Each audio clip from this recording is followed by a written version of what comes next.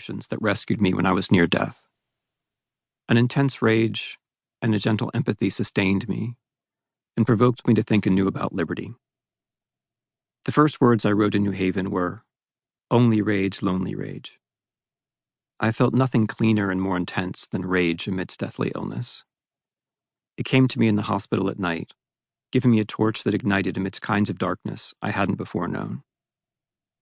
On December 29th, after 17 hours in the emergency room, I had an operation on my liver.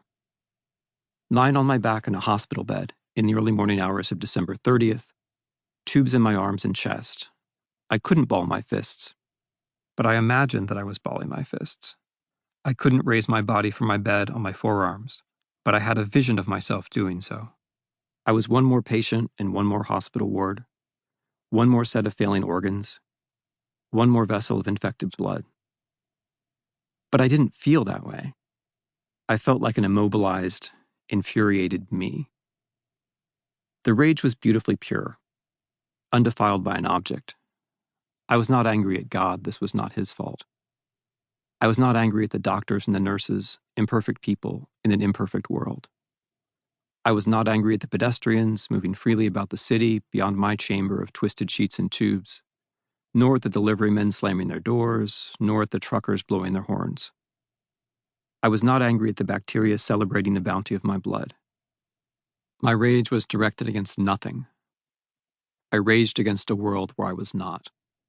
I raged, therefore I was. The rage cast a light that revealed an outline of me. The shadow of the solitary is the unique, I wrote, rather obscurely, in my diary. My neurons were just starting to fire. The next day, December 31st, my mind began to recover from the sepsis and the sedation. I could think for more than a few seconds at a time. My first extended thought was about uniqueness. No one had ever moved through life as I had, making just the same choices. No one was spending New Year's Eve in exactly the same predicament, with just the same emotions. I wanted my rage to lead me out of my bed and into another year. In my mind's eye, I saw my dead body, its decomposition. The predictability of rot was horrible. It is the same for everyone who has ever lived. What I wanted was unpredictability, my own unpredictability, and my own contact with the unpredictability of others. For a few nights, my rage was my life. It was here, it was now, and I wanted more of the here and more of the now. In my bed, I craved a few more weeks, and a few more weeks after that, when I wouldn't know what would happen to my body, wouldn't know what would play out in my mind, but would know that the person feeling and thinking was me. Death would extinguish my sense of how things could and should be, of the possible and beautiful. It was against that nothing, that particular nothing, as I wrote in my diary, that I raged. The rage was with me for only a few minutes at a time, bringing warmth as well as light. My body usually felt cold despite my fever. In my hospital bed on New Year's Eve, I wanted the sun to come up, and I wanted it in the room. I wanted it on my skin. After 3 days of trembling, I needed more than my own warmth, which escaped through the thin sheets that kept twisting around the tubes in my chest and arm.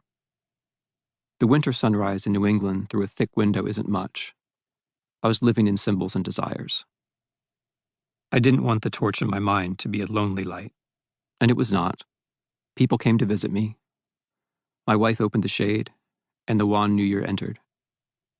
When other visitors began to arrive, I guessed how they would react at bedside to a helpless me, but I didn't know. I remembered that some of the old friends visiting me think that patients who are visited get better treatment. They're surely right. Health is a matter of being together, in that way and 100 others. A visit helps us to be alone. Being together in solidarity permits a return to solitude and tranquility. Just by appearing, my friends set off memories, chains of association back into our past.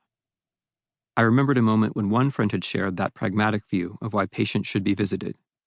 Years before, when it was I who was at her bedside, when it was she who was ill and pregnant in the same hospital.